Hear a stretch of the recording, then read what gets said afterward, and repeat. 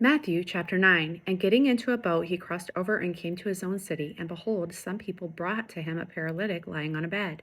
And when Jesus saw their faith, he said to the paralytic, Take heart, my son, your sins are forgiven. And behold, some of the scribes said to themselves, This man is blaspheming. But Jesus, knowing their thoughts, said, Why do you think evil in your hearts? For which is easier to say, Your sins are forgiven, or to say, Rise and walk? But that you may know that the Son of Man has authority on earth to forgive sins. He then said to the paralytic, Rise, pick up your bed and go home. And he rose and went home. When the crowd saw it, they were afraid, and they glorified God who had given such authority to men.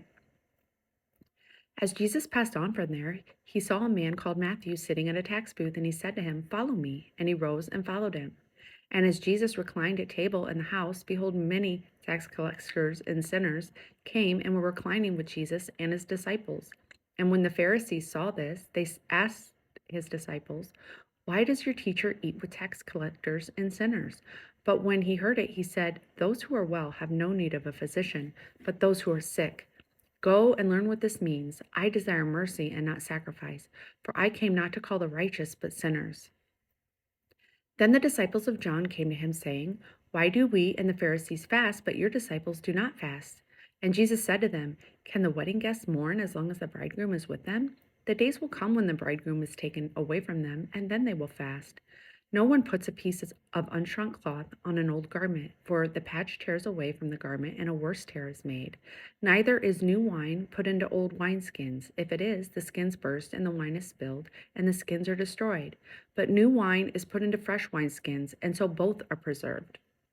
While he was saying these things to him, behold, a ruler came in and knelt before him, saying, My daughter has just died, but come and lay your hand on her, that she will live.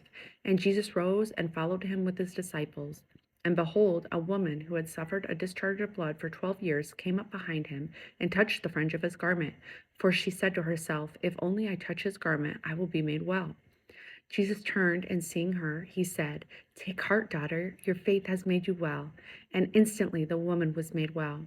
And when Jesus came to the ruler's house and saw the flute players and the crowd making a commotion, he said, Go away, for the girl is not dead, but sleeping. And they laughed at him. But when the crowd had been put outside, he went in and took her by the hand, and the girl arose, and the report of this went throughout all the district. And Jesus passed on from there. Two blind men followed him, crying aloud, Have mercy on us, son of David. When he entered the house, the blind men came to him and Jesus said to them, Do you believe that I am able to do this? They said to him, Yes, Lord. Then he touched their eyes, saying, According to your faith, be it done to you. And their eyes were open, and Jesus sternly warned them, See that no one knows about it. But they went away and spread his fame through all the district. As they were going away, behold, a demon-oppressed man, who was mute, was brought to him. And when the demon had been cast out, the mute man spoke, and the crowds marveled, saying, Never was anything like this seen in Israel. But the Pharisees said, He casts out demons by the prince of demons. And Jesus went throughout all the cities and villages, teaching in their synagogues and proclaiming the gospel of the kingdom, and healing every disease and every affliction. When he saw the crowds, he had compassion on them, because they were harassed and helpless, like sheep without a shepherd. Then he said to his disciples, The harvest is plentiful, but the laborers are few. Therefore, pray earnestly to the Lord of the harvest to send out laborers into the harvest.